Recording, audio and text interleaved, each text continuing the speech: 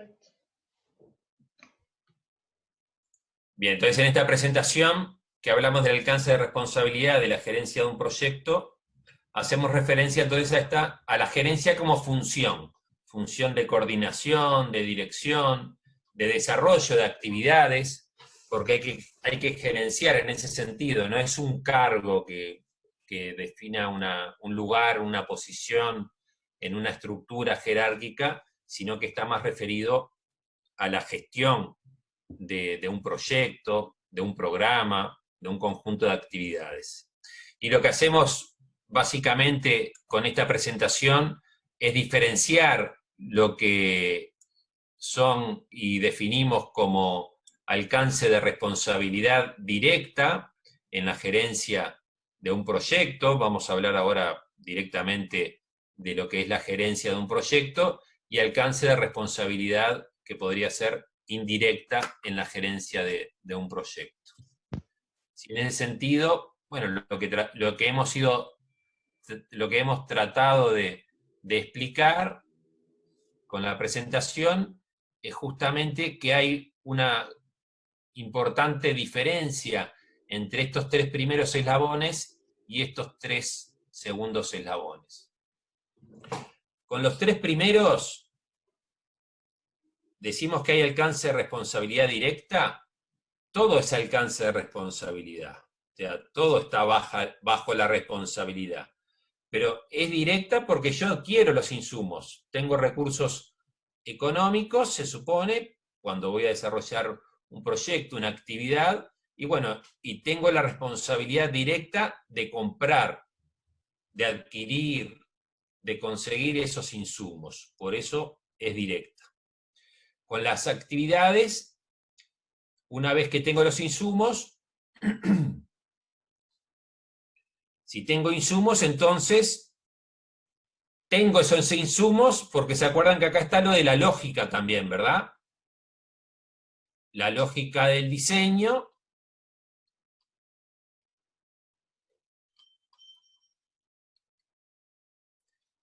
y la lógica de la intervención o de la ejecución.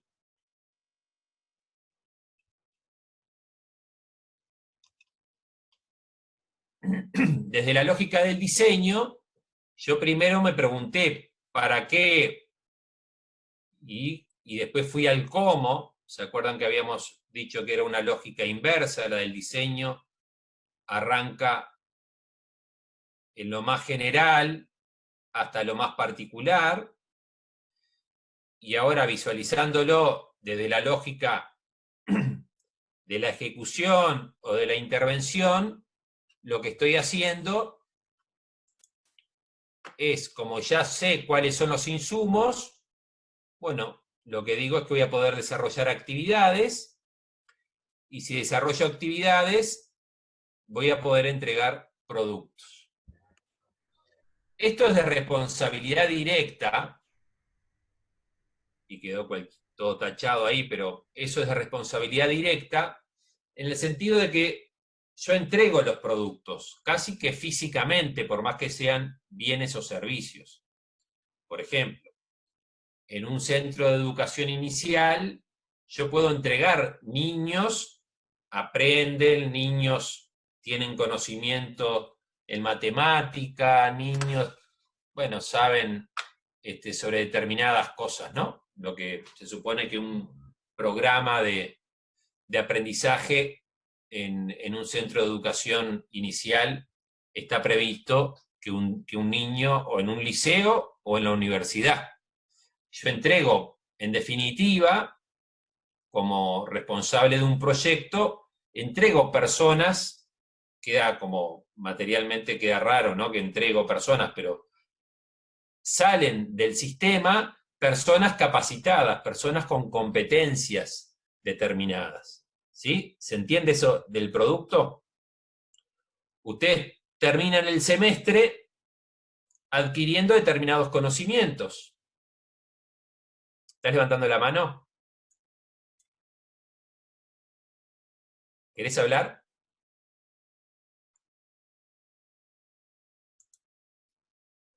no interpreté esa seña, porque además dice HP, no te puedo, no sé cuál es tu nombre, ¿no?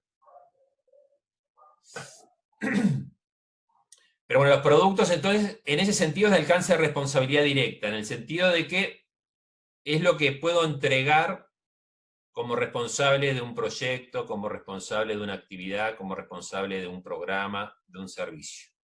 Lo otro, lo que en alguna presentación lo planteábamos como efecto dominó, surge como consecuencia de eso que entrego, y son efectos, y en ese sentido es el alcance de responsabilidad indirecta, porque yo no entrego, yendo al ejemplo de los niños, no entrego el estado nutricional mejorado de los niños o de las niñas. Lo que entrego es una serie de servicios que generan como consecuencia el estado nutricional de los niños y las niñas mejorado, que me genera a su vez como efecto una disminución de la morbilidad infantil y que me genera como efecto una disminución de la mortalidad infantil. Entonces, esa es la gran diferencia en esta presentación, vinculando el concepto de alcance de responsabilidad directa e indirecta a la cadena de resultados, y esa es la diferencia que se ve en esta separación, y esto va a ser clave al momento de diseñar objetivos, porque, no sé por qué esto vuelve a quedar así, pero bueno. Porque acá hay una diferencia en niveles de objetivos, en definitiva. ¿Sí? Y eso, el momento del diseño de un proceso de intervención, es clave poder diferenciar esos niveles de objetivos diferentes.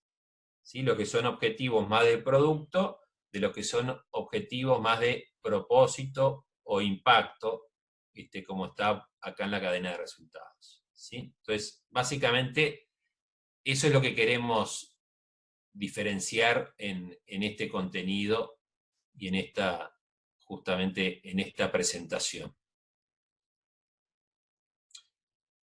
Quiero volver al modo que no es de edición. Ahí va.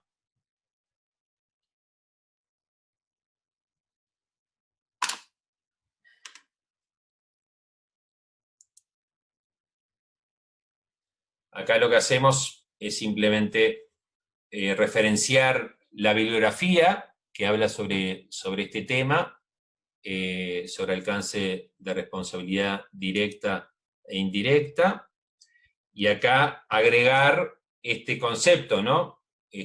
A medida que estoy más hacia lo que, bueno, ahí aparece como una pirámide, más hacia la base, tengo más control como responsable de un proyecto, de una unidad de trabajo, o de lo que sea, y a medida que subo en la pirámide, que está acostada acá, pero en la pirámide, tengo menos control.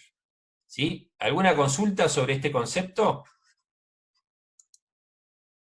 ¿Se entendió entonces? Y acá aparece el cuestionario como para identificar, que ustedes mismos puedan responder a estas consultas con respecto a los enunciados. Los enunciados que allí aparecen son distintos enunciados de objetivos o de actividades. Entonces, mortalidad infantil disminuida. Dice, es un enunciado que está dentro del alcance de responsabilidad directa de la gerencia de un proyecto. ¿Eso es verdadero o es falso? ¿Quién lo responde? ¿Quién quiere levantar la mano y hablar y responder?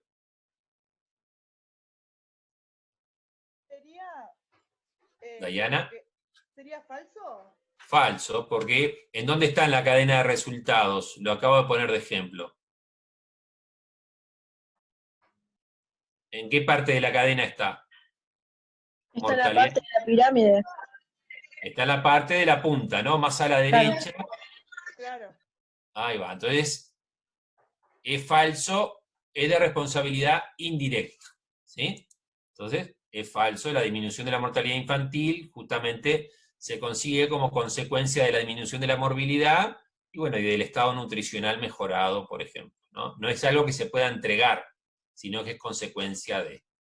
En definitiva, estos verdaderos o falsos, la idea es justamente poder terminar, es un ejercicio que solo ustedes responden y lo ven. Entonces, esta parte del cuestionario, Brenda, lo que vos preguntabas eran esos otros cuestionarios que se mencionaban ahí, pero no se ven en su calificación, nosotros no sabemos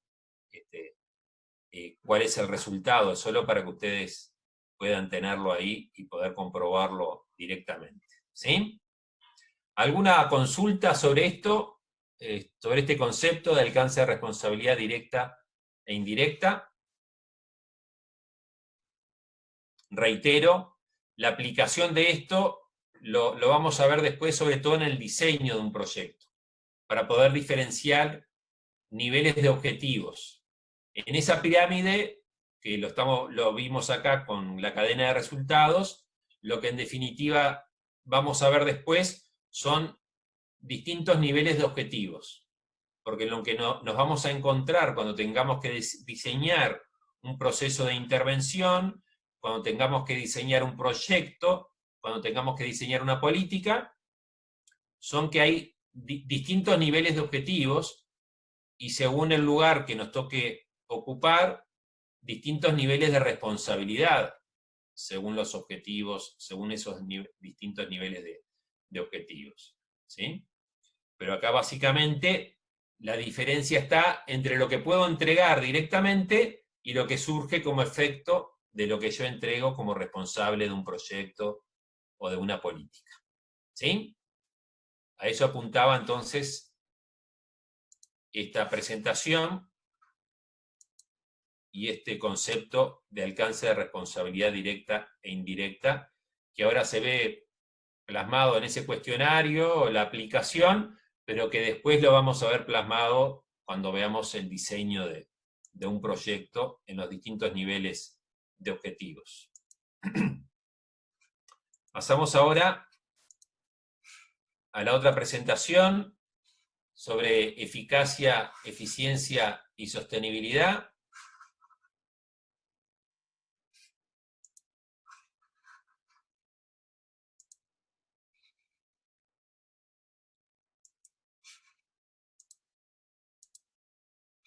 Bueno, y acá lo que básicamente hacemos es presentar estos criterios. Ay, perdón, volví a la misma de la otra vez.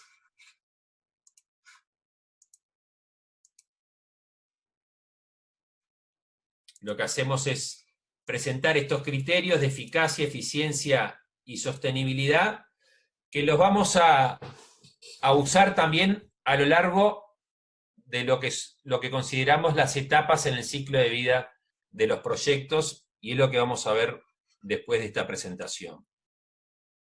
Estos criterios, bueno, son bastante básicos y lo vamos a ver tanto en lo que se llama la etapa ex ante, durante y ex post, ¿sí? Estas etapas en el ciclo de vida de un proceso de intervención, algunos autores la denominan como ex ante, que es antes de ejecutar, durante, que es cuando uno ejecuta el proyecto de la política, y ex post, que es cuando la evalúa, después de haber terminado, evalúa resultados. Entonces, ex ante, antes del desarrollo de un proceso de intervención, a mí me importa, como responsable de un proyecto, del diseño de una política, de un proceso de intervención, elegir entre varias alternativas posibles la que me dé garantías de mejores y mayores resultados, y eso tiene que ver con la eficacia, la que me dé más garantías y mayores resultados, pero al menor costo posible, y eso tiene que ver con la eficiencia, y la que me dé mayor garantía de sostenibilidad a lo largo del tiempo, de duración, más allá del proyecto que estoy desarrollando. Una vez terminado el proyecto, me dé garantías de continuidad. Entonces, a eso apuntan los conceptos, que muchas veces, sobre todo el de eficacia y el de eficiencia, encontramos que se utilizan como de manera indistinta, ¿no? Cuando escuchamos un informativo en la televisión, a un político, a un técnico, habla de eficiencia cuando en realidad está hablando de eficacia, o habla de eficacia cuando en realidad está hablando de eficiencia, pero técnicamente la eficacia tiene que ver entonces con la capacidad de un proceso de intervención de alcanzar el resultado para el cual fue previsto su diseño. ¿Dónde vamos a ir a buscar ese resultado? En los objetivos. Todo proyecto tiene un objetivo específico, que es el resultado al cual se propone alcanzar.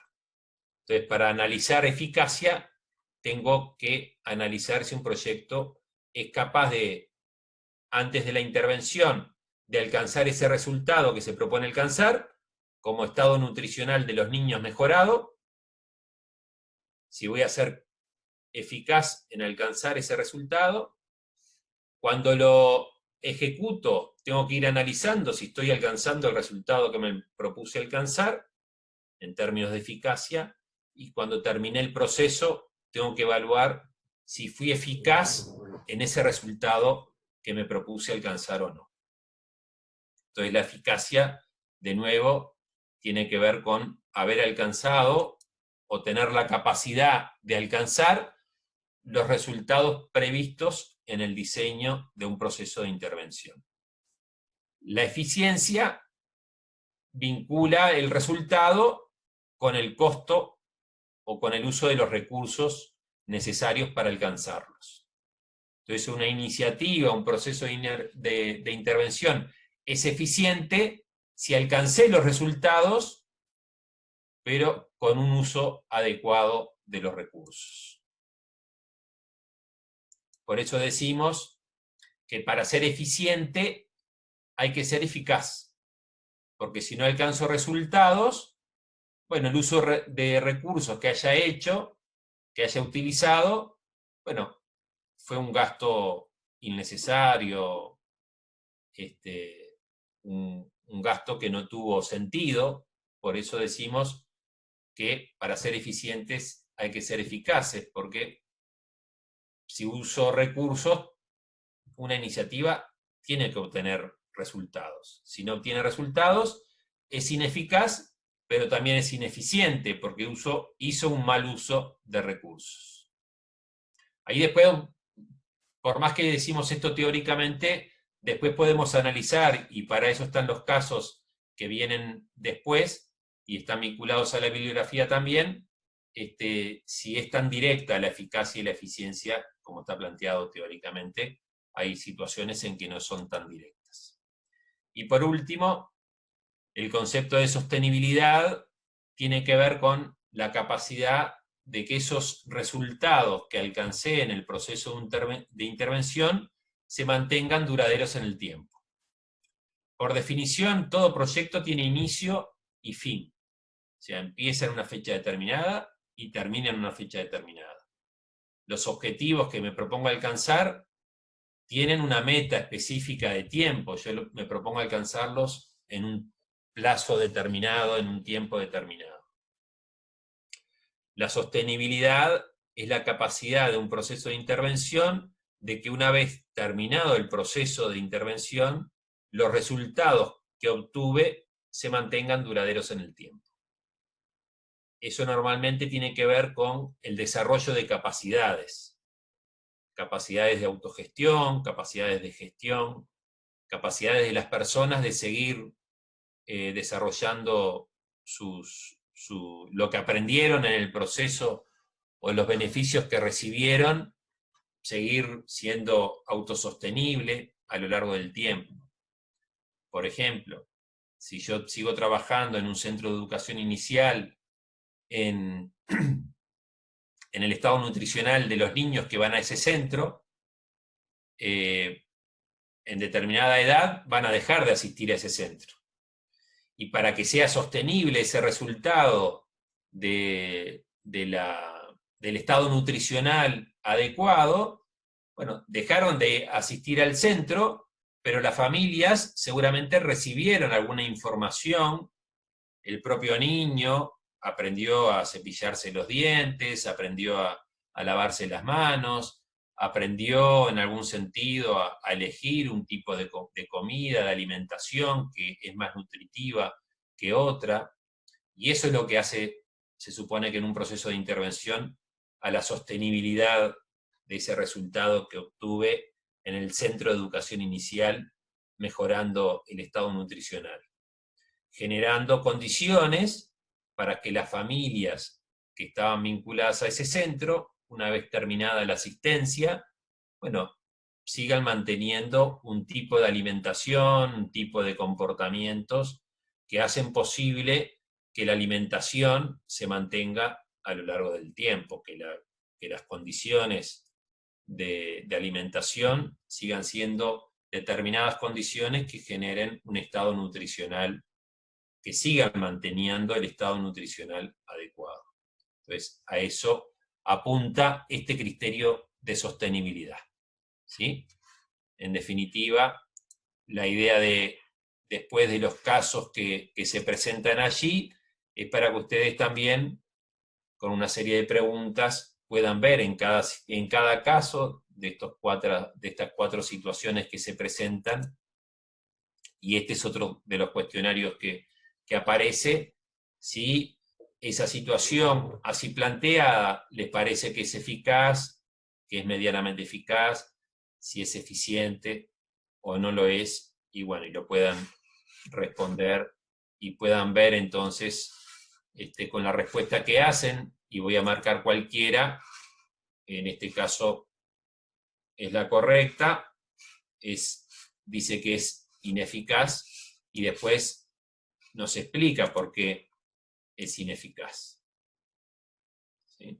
Profe, Sí, ¿se podría ver estos criterios en la cadena de resultados, en la intervención? se puede. ¿Podría ser en los efectos ¿La o no? eficacia o la eficiencia? Los tres criterios, ¿se podría ver más visible en los efectos? A ver, yo tengo la Porque respuesta, pero vos qué decís. yo creo que por lo que entendí, no sé si estoy bien, que sería más en los efectos, en los objetivos, que Los se tres podría. criterios,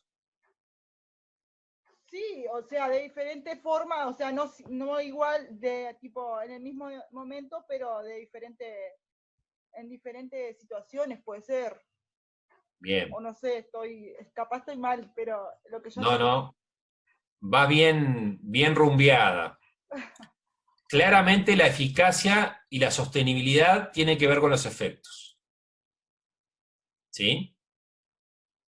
Porque el resultado es justamente en los efectos, sobre todo se mide en los efectos, Ah, ok. ¿sí? El estado nutricional, fui eficaz si logré en los niños y niñas un buen estado nutricional. Y la sostenibilidad es a lo largo del tiempo, porque lo puedo ver si se reduce la morbilidad y si se reduce la mortalidad infantil en esa cadena de resultados. Ah, ta. ¿Sí? Sí, Entonces, sí. ahí sobre todo la eficacia y la sostenibilidad. Ah, ok. Sin embargo, la eficiencia más bien tiene que ver con la primera parte de la cadena, no con los efectos, sino que sobre todo con el uso de insumos, porque asocia el costo o el uso de recursos, lo que decíamos en la definición, con ese resultado. ¿Sí? Entonces eso más bien lo voy a ver en los insumos. ¿Cuánto me costó a mí lograr que haya un buen estado nutricional de los niños? Y ahí es que muchas veces se puede comparar también. Un proceso de intervención es más eficiente que otro si alcanzó el mismo resultado con menor uso de recursos. O un proceso de intervención es más eficiente que otro si con el mismo uso de recursos alcanzó mejores resultados. ¿Sí? Entonces, perfectamente, respondiendo a tu pregunta, estos criterios se pueden ver aplicados directamente en la cadena de resultados de esa manera. ¿Sí? Gracias, gracias. Gracias a vos, y bueno, eso es haber entendido entonces por lo menos la conexión entre un concepto y el otro. Porque la pregunta que nos hacemos entonces en este caso de la vivienda para saber si fue eficaz, ¿cuál sería? ¿Qué preguntas se hacen para saber si fue eficaz este primer caso de una situación de vivienda que justamente plantea que un programa de vivienda se concibió para atender a los sectores más pobres de la población, pero al final las unidades familiares terminaron siendo vendidas a sectores de ingresos medios. ¿Cuál es la pregunta que se hacen para saber si fue eficaz? ¿Cuál es el resultado que ustedes quieren obtener con un programa de vivienda? ¿El objetivo es entregar vivienda?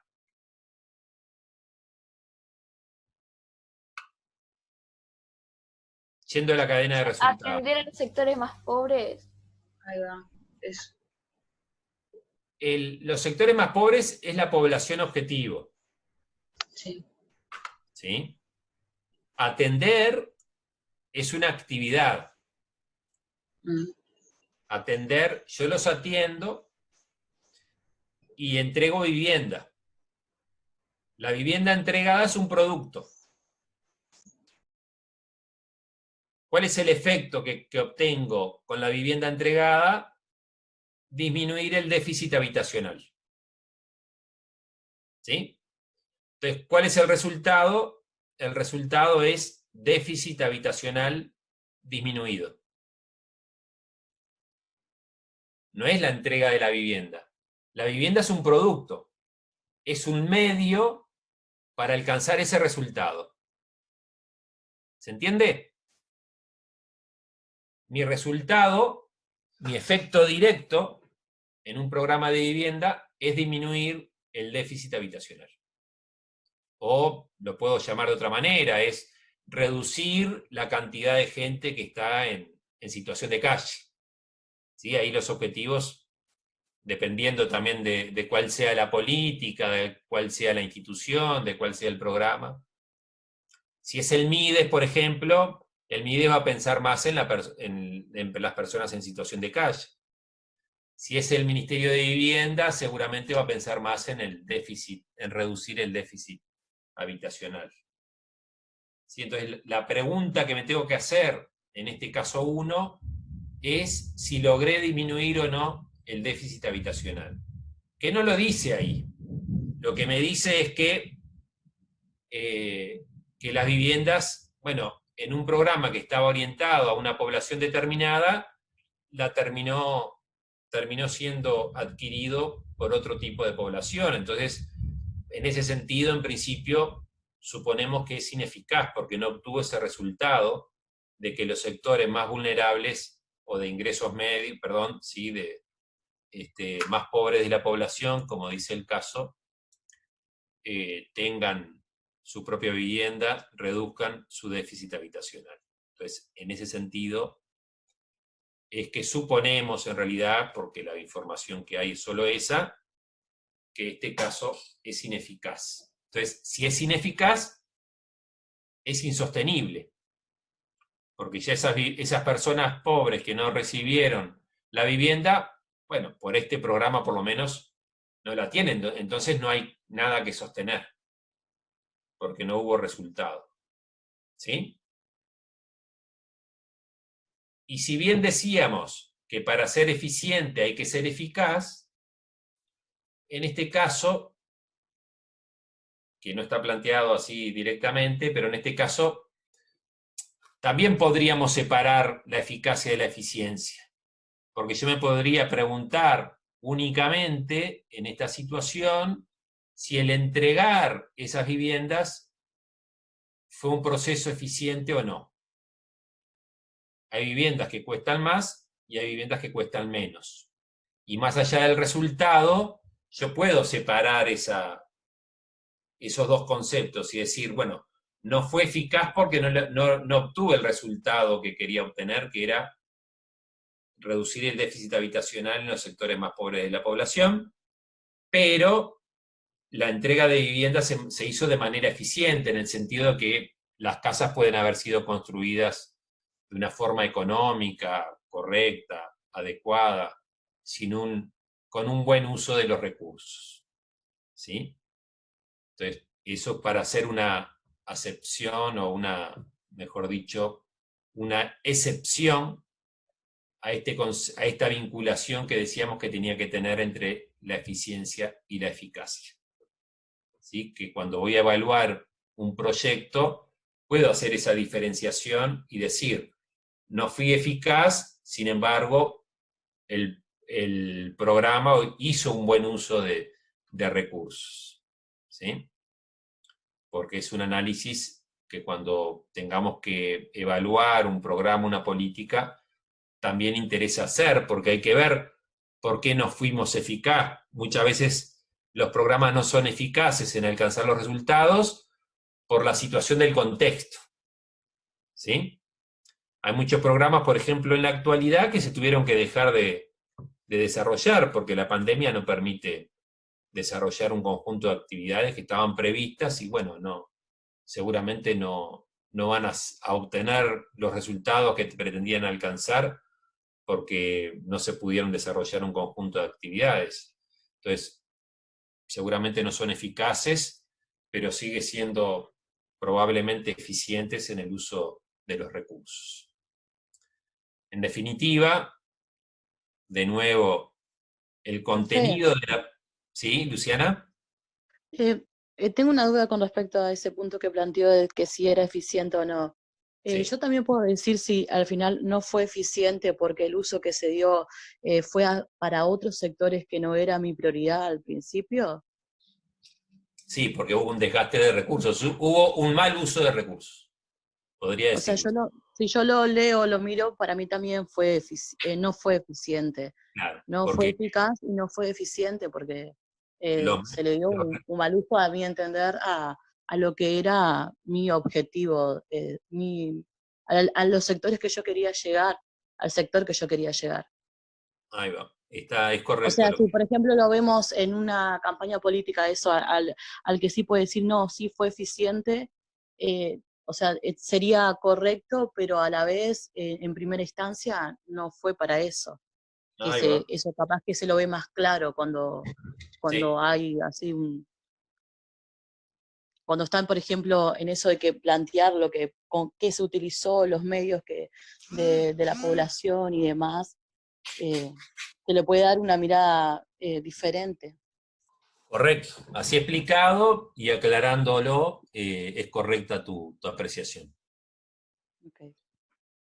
Bien, pero bueno, en definitiva, con la presentación queríamos ver estos contenidos que son fundamentales y lo vamos a retomar ahora con las etapas en el ciclo de vida de los proyectos: eficacia, eficiencia y sostenibilidad.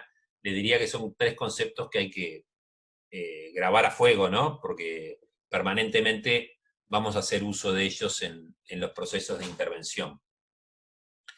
Con la presentación también queríamos hacer referencia de estos casos, y con los casos queríamos que ustedes fueran a la fuente, ¿no? De hecho, ahí está planteado, hay una bibliografía detrás de estos conceptos y de estos casos, que es lo que queremos que ustedes finalmente vayan a ver y a leer, que son los capítulos 1 y 2 de Héctor Sanín, ¿verdad? Que es lo que creo que aparece al final, es la fuente de estos casos y de gran parte de esta información.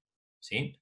Entonces, de nuevo, a ustedes les toca ir obviamente a leer concretamente en esa referencia los capítulos 1 y 2 del manual número 3 que está en la bibliografía. ¿Sí?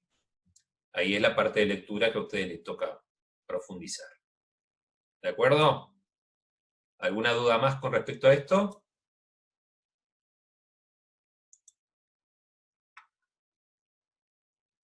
Paramos por acá entonces la grabación, Camila, esta parte. Así separamos